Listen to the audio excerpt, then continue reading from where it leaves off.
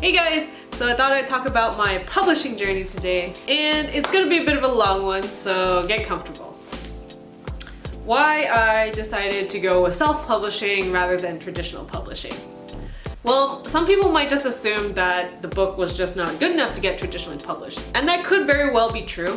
But also keep in mind, same thing as it goes for books, music, and so forth. It's very subjective, and it really just depends who's gonna give you the green light to go or not. Like, is it hitting a certain trend or a demographic that they could be easily packaged and sold off to? Or is it really niche and very difficult to really quantify, so it's hard to sell?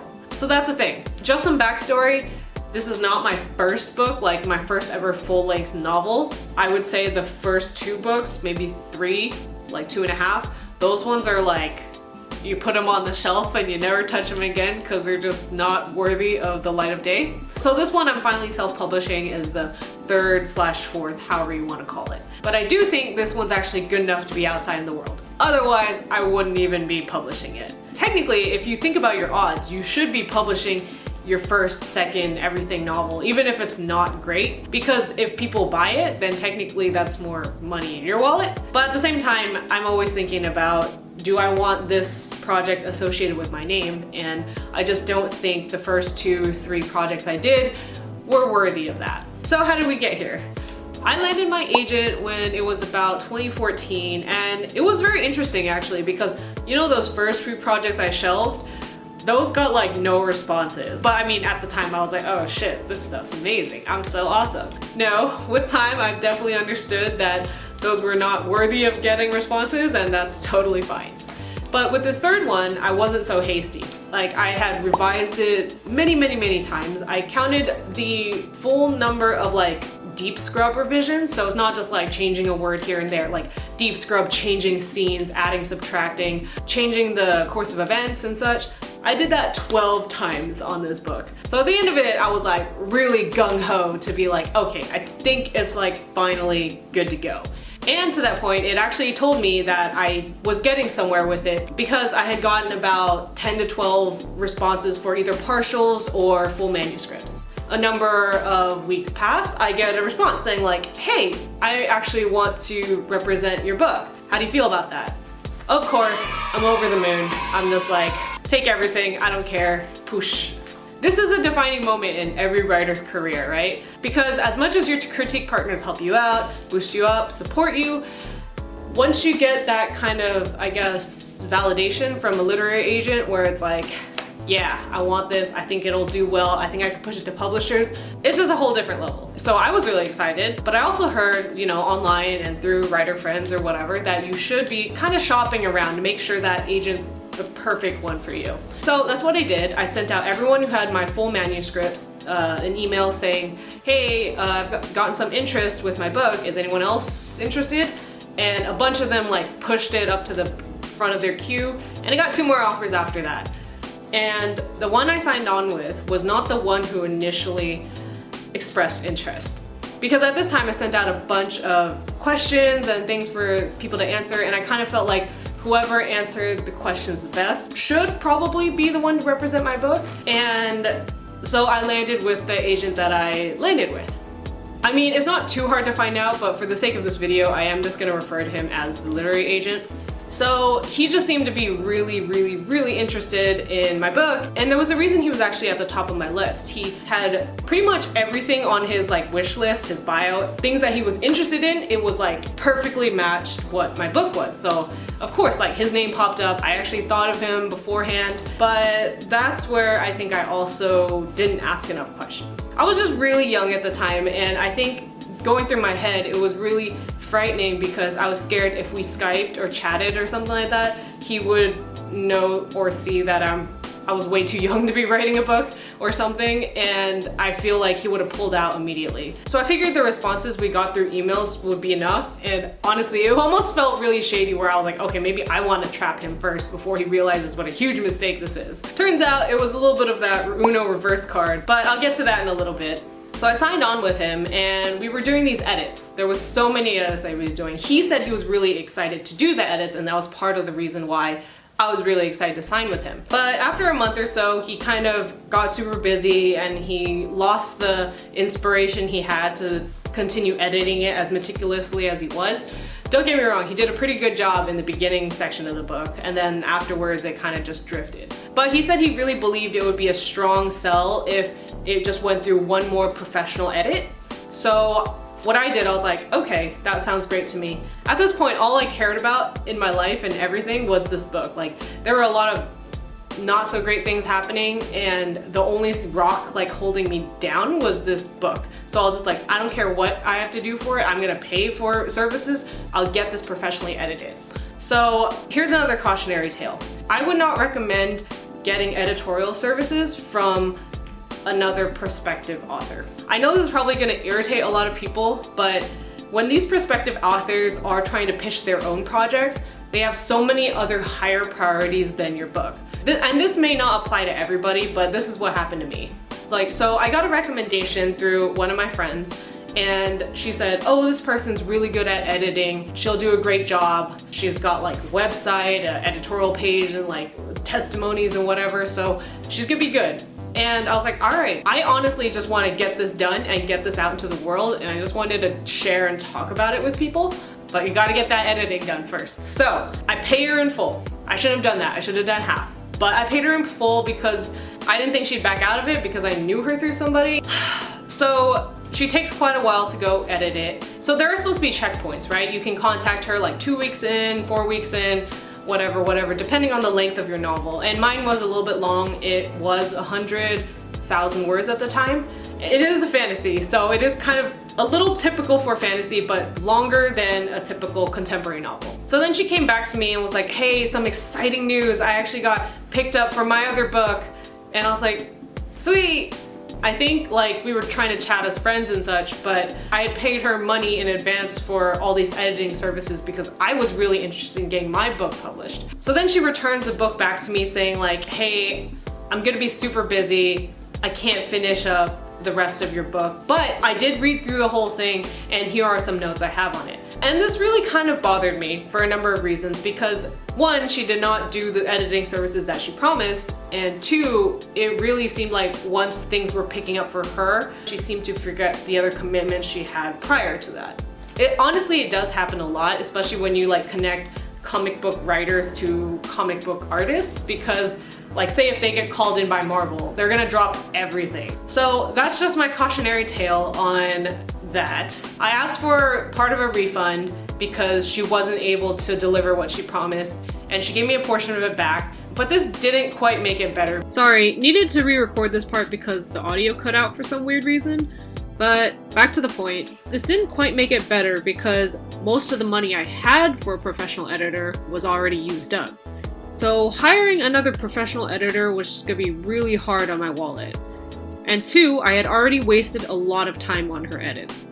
I knew if I didn't get publishers to see my manuscript before 2016, the fantasy genre would not be a selling point. Because at this point you can kind of tell that political and contemporary coming-of-age books would be in higher demand. Not to say that it would be impossible for a fantasy book, but the timing of things just wouldn't be in my favor. So what I did after that was I did like a mad scrub. Like I printed out all the pages, I marked them up in red pen. It was insane. I did this multiple more times before I sent it back to my agent, and then he was finally like, yes, I'm down with this, let's go for it. So he sends it out, and there were a good number of requests, but following up with them was not, I guess, his strongest suit.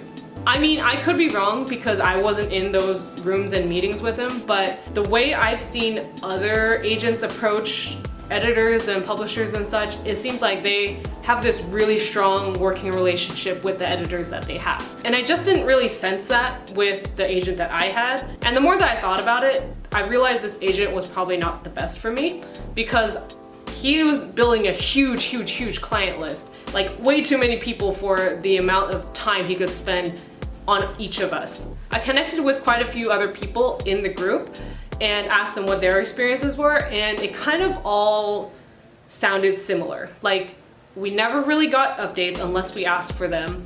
And that might be his way, which it's fine if it works for you, but a lot of us would like consistent updates, especially if you are in the process of pitching our projects.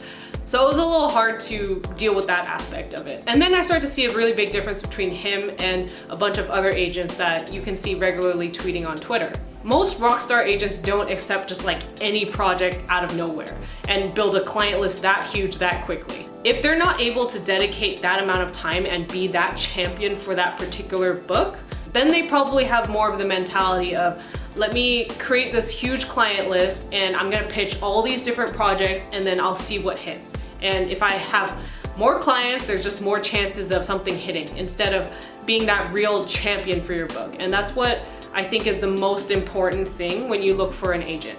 Because I think when I didn't ask these questions and Skype with him and really get a feel for what this book meant to him and how much he wanted to really get it out there, then I think that would have clued me into maybe signing with someone else or even just saying no to all of them and waiting for that actual perfect agent for this particular project. Now, this is not to say this is the agent's fault. There was an editor that was interested and was willing to sign with the book, but they wanted me to cut completely one of the POV characters. This book I wrote is written in two point of views, the girl and her brother. Most times YA books are written in two perspectives. It's usually the girl and her love interest. And the second point of view with her brother was really important to me because I honestly think it differentiated my book from a ton of other YA books that are out there right now. Because if you remove him completely, it takes away that added tension you get. In a nutshell, he's kind of working with the police and she's kind of working with the criminals. So if he goes down into the criminal world, he's kind of screwed. And if she goes back to the good guy side of the world, then she's gonna be in a lot of trouble.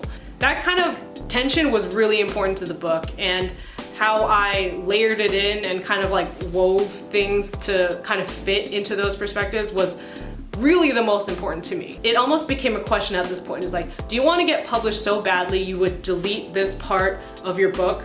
Or is it so important to you, do you have to hold on to it and not get published? So he asked me that question, more simplified, but essentially, would I be willing to cut this second point of view character? And it was painful, but I said no, because there's no way that my book would be in any way special if I got rid of that character and that whole interweaving between the two worlds type of thing. Some of you may say that's not a novel concept, and you're right, but if you give the book a read, I think you'll actually feel that there is something particular about that. So where does that leave us? At this point in the publishing journey, I was kind of dealing with some other problems with work. Not the greatest time in my life because honestly all I wanted to do was work on my book.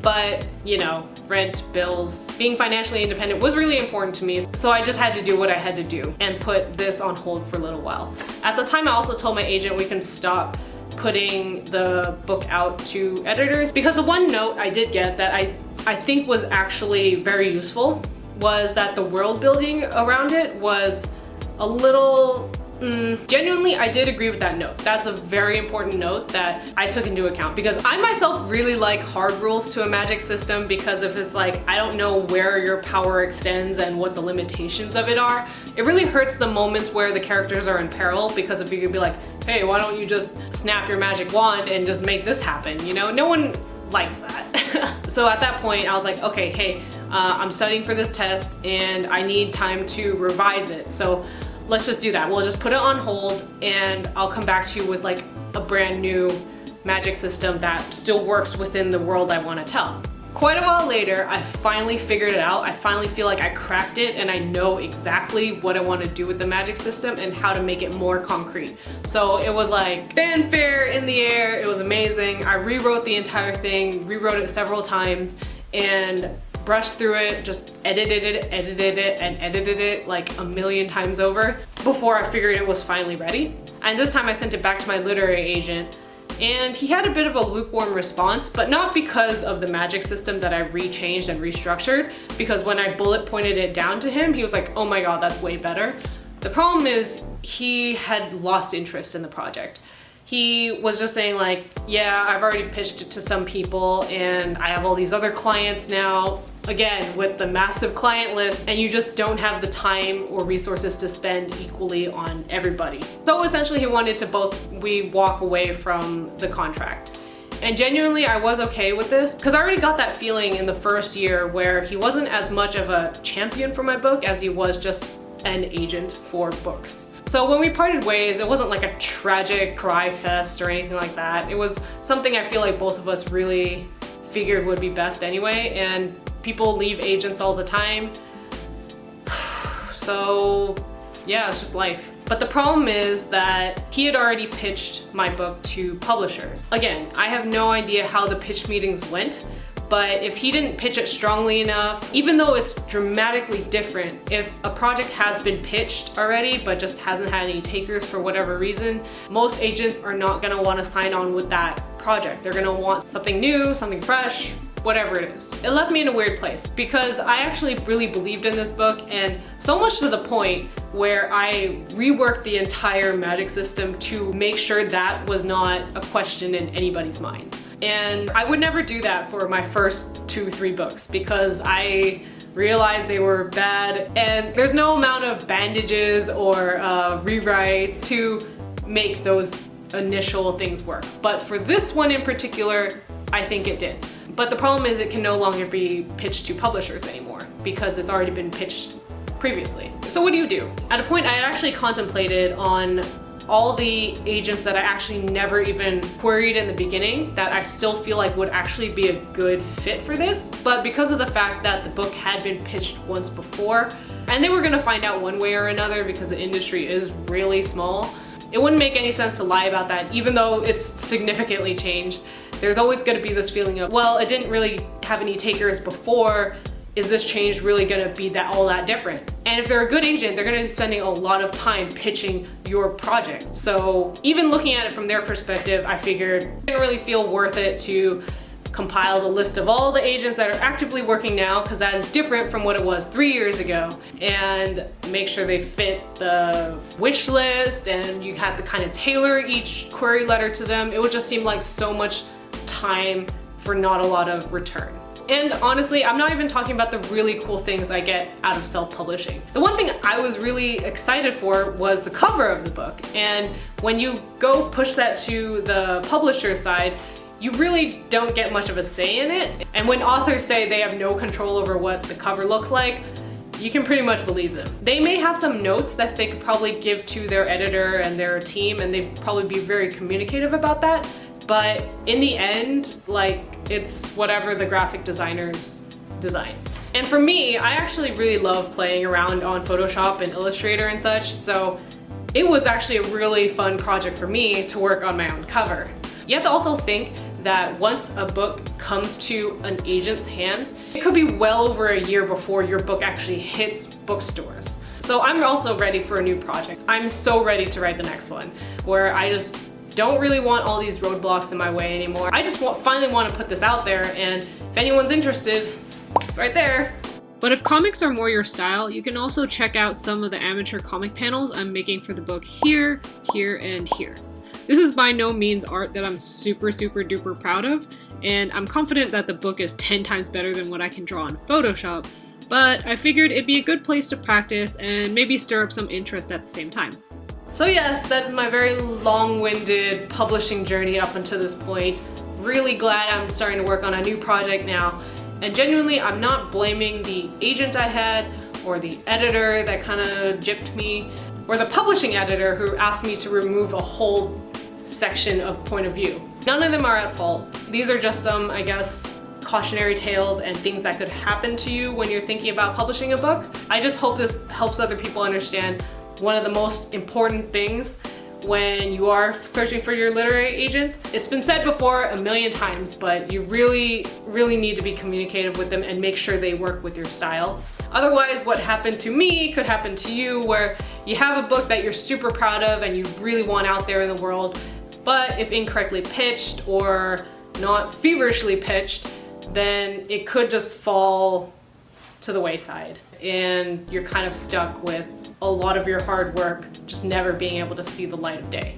And I know so many authors hate Amazon for doing what they've done to kind of crush the bookstore community, but I am really thankful that Amazon has this platform to get these books that weren't really able to make it through the publishing floodgates, I would say, that they have a place for them. I will still write even if I get traditionally published or not, but not being able to publish the work would make me sad. So that's why I really appreciate Amazon for having that service available. And if there are some skeptics out there, great, because I actually am a skeptic myself. So if you are thinking, well, it's possible your book just wasn't good enough for traditional publishing, that could very well be true, but you may not know that until you actually read it. I'm just saying, I worked really hard on it, and whether it shows or not is all gonna be subjective. You're free to have your own opinion. I definitely have mine. Anyway, thanks for joining me. This has been a really long video, different from my normal stuff, but was really important for me to make, so I hope you enjoyed it. Hopefully it gave you some insight as to my experience with the publishing industry. Also, if you have any questions about my experience, want me to further elaborate on any of the details, feel free to shoot me a message either on Twitter or my YouTube comment section. I'll be there, I'll be listening. I'm super into communicating this experience, and hopefully you do too.